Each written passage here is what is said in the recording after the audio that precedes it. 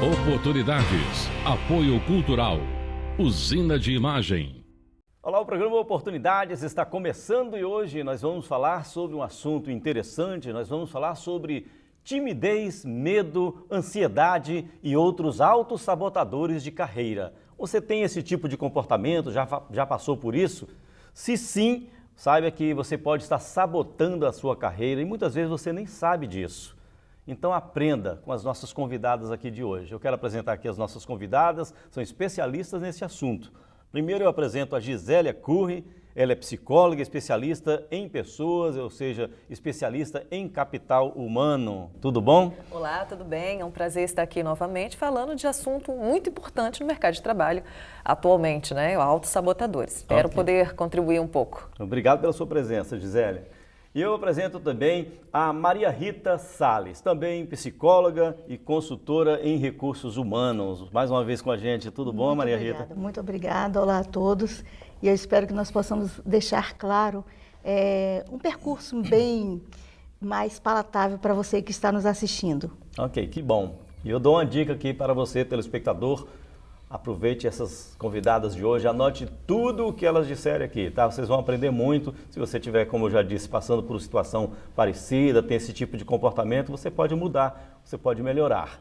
O programa Oportunidades está começando.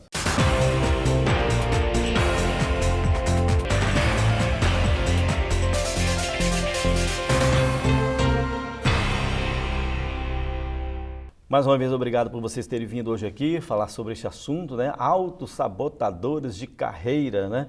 Nós costumamos sabotar a carreira da gente, isso é comum. Eu queria saber primeiro se isso é comum, se a gente sabota a nossa própria carreira. Gisélia, primeiro, por favor. Infelizmente, o tempo todo. É mesmo? E a gente começa sabotando a carreira ainda novos, né? Eu acho que uma falta de planejamento, uma falta de orientação, uma falta de objetivos, né? O que eu quero ser, já é o primeiro sabotador. Porque essa coisa de deixar a vida nos levar, né? E você não traçar o rumo, e você não pegar as rédeas da sua carreira, já começa aí o processo de autossabotagem. Não tem a ver apenas com limitações pessoais ou crenças de limitações pessoais. Tem a ver também com comportamento. Então, eu falo que autossabotadores é mais do que só fragilidades enquanto timidez, enquanto um despreparo. Tem a ver com falta de direcionamento da pessoa. Porque a partir do momento que você não planeja, que você não dá atenção, a devida importância à sua carreira, você está começando a se sabotar. Porque você deixa ao acaso, ao léu. Né? Então parece sempre que a culpa é do mercado, que a culpa é dos pais, é da escola, né? É do sogro, é da sogra, mas na verdade a culpa é de uma falta de orientação que você teve lá atrás com relação à sua carreira, de um planejamento, de colocar no papel, né? Onde estou, aonde eu quero estar e como fazer para chegar lá. O objetivo, o propósito, né? É como a história da Alice, quando ele encontra o gato e pergunta qual caminho seguir, aí o gato pergunta para onde você quer ir, aí não sei, então qualquer um serve, qualquer caminho serve. Então por isso que eu falo de planejamento, porque se você começa acreditando que sempre a culpa é do outro, que tem algum problema psicológico, ou limitador, sabotador relacionado às minhas competências, você já começa aí a colocar o problema em outro lugar que não é em si mesmo, uma falta de ação. Maria Rita, e você? Percebe também o que tem a dizer com essa coisa do comum, né, que eu estava colocando aqui? A gente sabota mesmo a nossa própria carreira, né?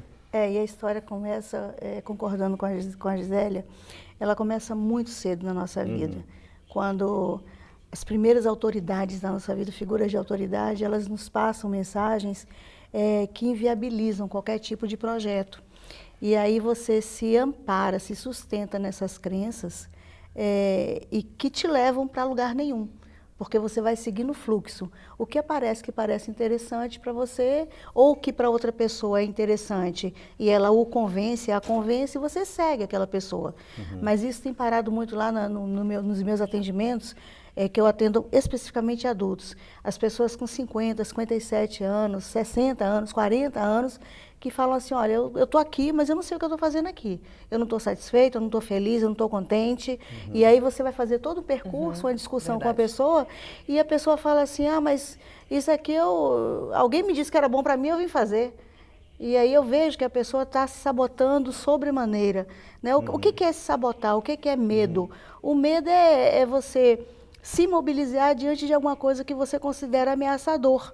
ou que você considera que você não tem ferramentas, instrumentos suficientes para superar os obstáculos. Aí você se mobiliza, porque o lugar do medo é muito melhor do que o lugar de você confrontar e passar por uma situação de não sucesso. E essa construção desse medo, da vergonha, da timidez, da insegurança, isso aí é construído lá no passado, geralmente? Porque quando você vê o desenvolvimento humano na infância, né, você tem pessoas que olham para você e validam a sua importância, que validam as suas competências, que estimulam.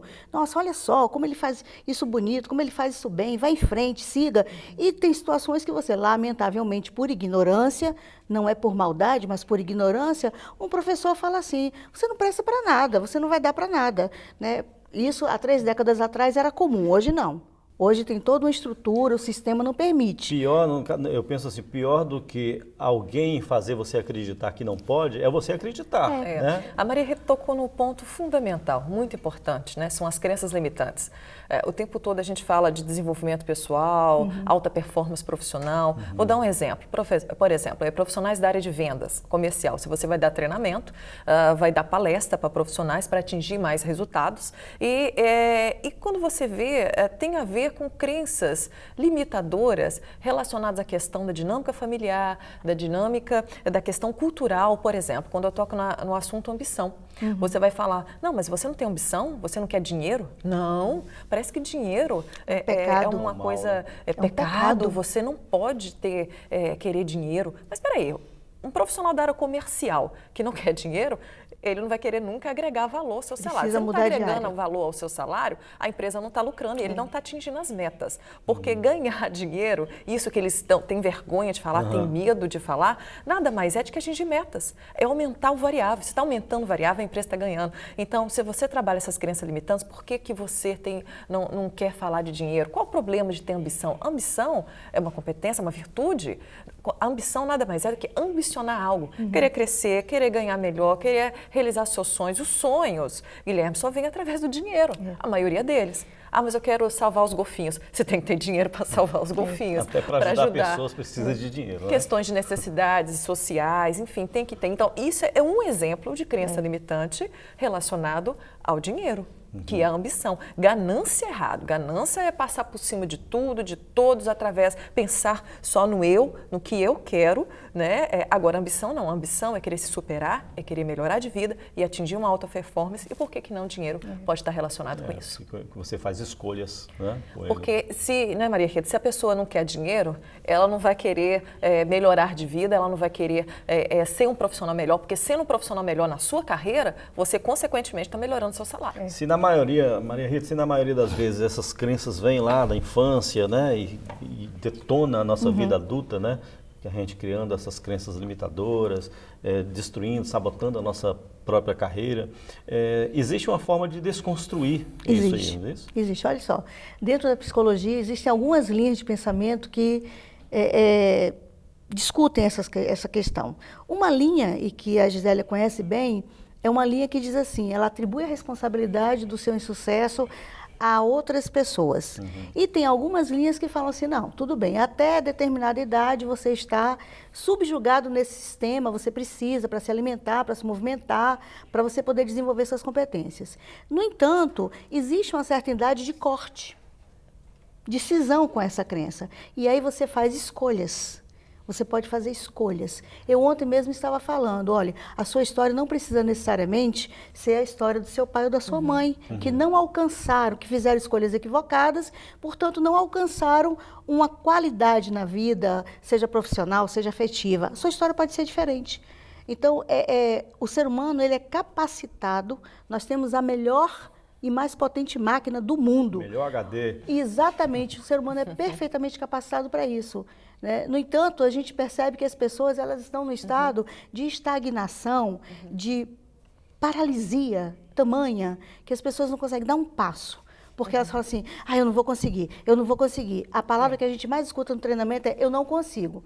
Por trás do eu não consigo, eu respondo, tem sempre o eu não quero.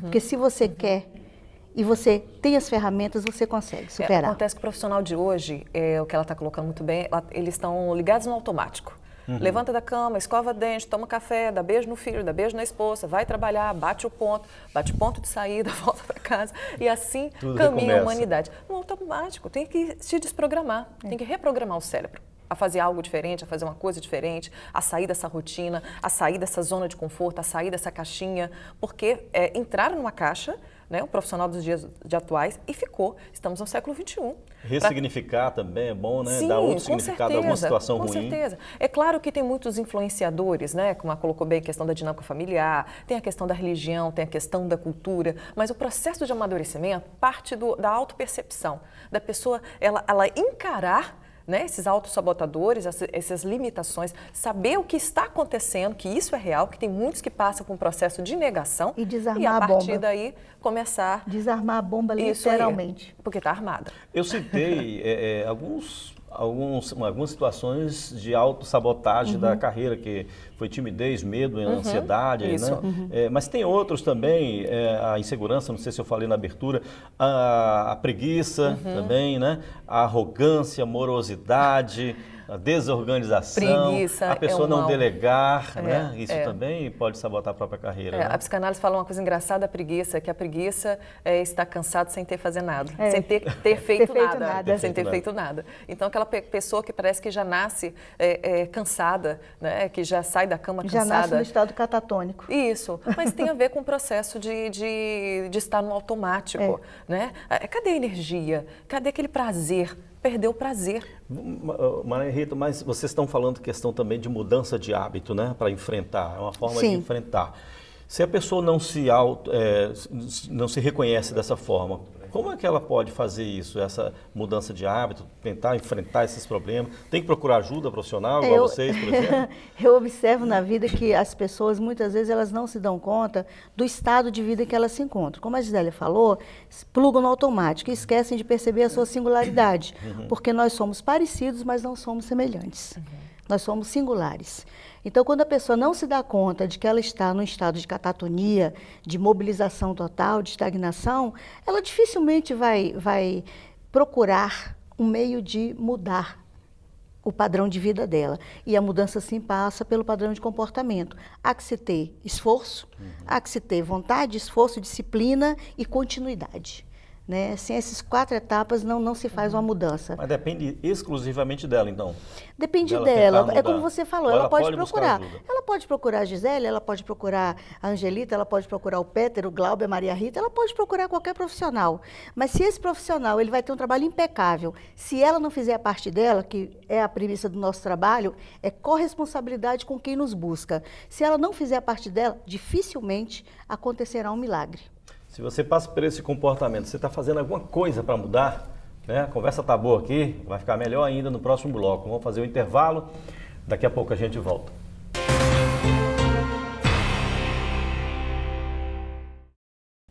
Voltamos com oportunidades, lembrando que você pode ser muito mais do que você é. Tá? Nós estamos falando hoje aqui sobre autossabotadores de carreira. Entre eles estão aqui a timidez, medo, ansiedade, né, a arrogância também, a preguiça, vários autossabotadores de carreira. De várias tentativas para a gente tentar, quem passa por uma situação como essa, para se tentar mudar o comportamento, e se não der certo, vale a persistência até quando? Como é que seria isso? Uma das premissas de você superar um fator limitante na sua vida, uma crença limitante, é você persistir. Não deu certo no plano A, você vai buscar o plano B, C, D, até que dê certo. Certo é aquilo que a pessoa quer. Você sai do estabelecido para o ideal. Então, esse percurso aqui, ele vai te direcionar para onde você quer chegar. Se não deu certo ainda, é porque ainda não acabou a batalha. Precisa ser continuada.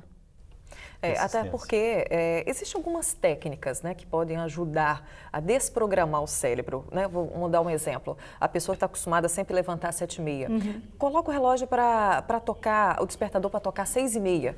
Vai dar uma preguiça danada, um cansaço, mas tira logo a coberta de cima de você, não deixa mais aqueles 5 minutinhos, que esses 5 minutinhos é que atrapalha.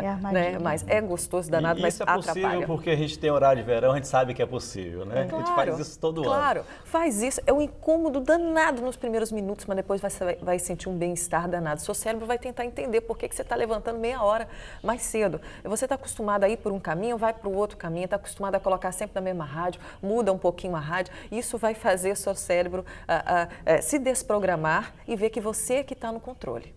O bom humor, você está fazendo escolhas. Também ajuda. Com certeza, né? Então, a gente está colocando ideias simples no dia a dia para enganar o cérebro. Né?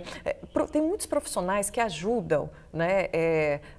Profissionais que querem alcançar esse êxito, atingir suas metas na carreira, dar esses passos. Mas tem uma coisa chamada satisfação. Está insatisfeito ou satisfeito. A insatisfação positiva nada mais é do que aquele profissional que ele sabe que não está legal a sua vida profissional e que ele quer melhorar e que ele quer atingir uma alta performance. Que a partir do momento que a pessoa está satisfeita, ela para. Guimarães Rosa falava, né? Um animal satisfeito, ele dorme. Tem muita gente dormindo aí e acha que a culpa, o problema na carreira ainda está do patrão, ainda está do chefe, ainda é da família. Isso não dá. Você, Maria Rita, falou que atende mais adultos, né? Ou só adultos? Adultos. Né? Tem gente que chega lá falando da carreira, se autodepreciando, achando que a culpa é dele sempre assim? Bom, eu costumo não trabalhar com a palavra culpa, eu costumo trabalhar com a palavra responsabilidade. Tem sim. Tem pessoas que, como a Gisélia falou, atribuem a responsabilidade do insucesso ao mundo, a todo mundo que está aí fora. Essa crise me pegou de surpresa, se pegou de surpresa porque não houve planejamento. E tem pessoas que elas olham e falam assim, olha, eu sou incapaz. E é interessante porque você avalia a vida da pessoa e vê o quanto de êxito ela já alcançou. O quanto de situações ela já superou. Verdade. E ela não consegue enxergar.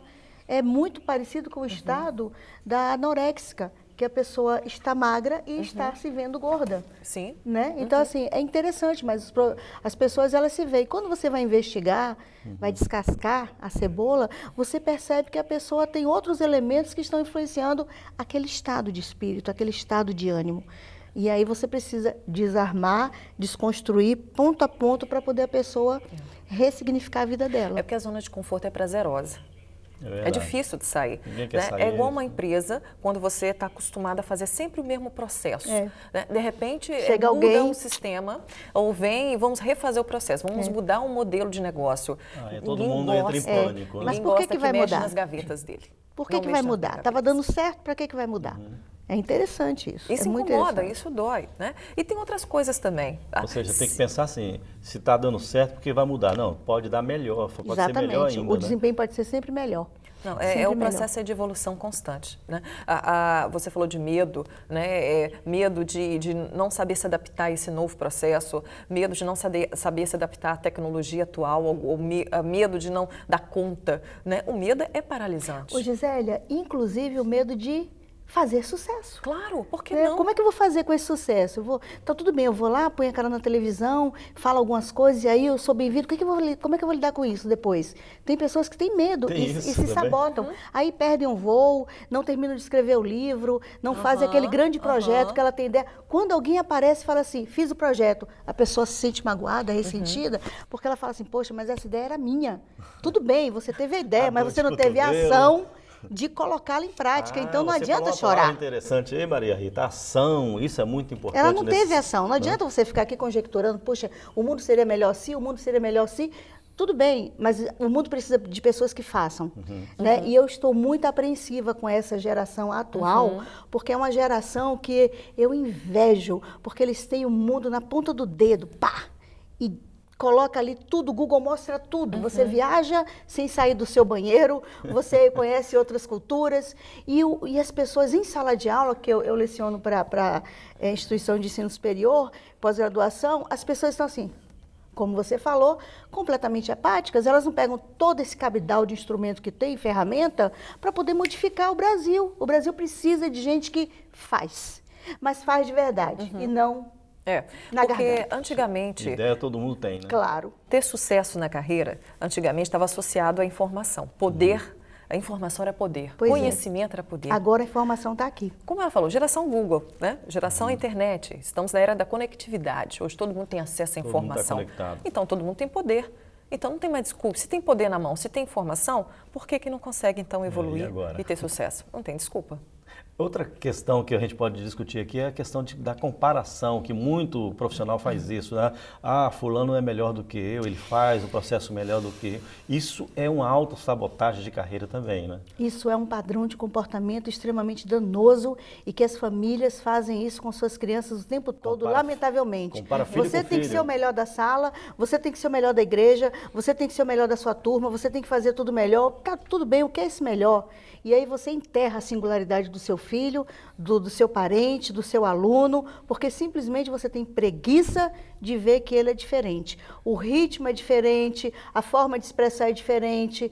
Ser tímido é um argumento que as pessoas hoje estão usando para não ir fazer uma apresentação de trabalho. Eu falo, gente, vocês estão aqui para dar aula. E fica reforçando essa atitude da timidez. E aí você, olha só que paradoxo, você não quer apresentar porque você tem vergonha, você é tímido. Ok, você vai dar aula, está estudando para isso, ou está estudando para ser administrador.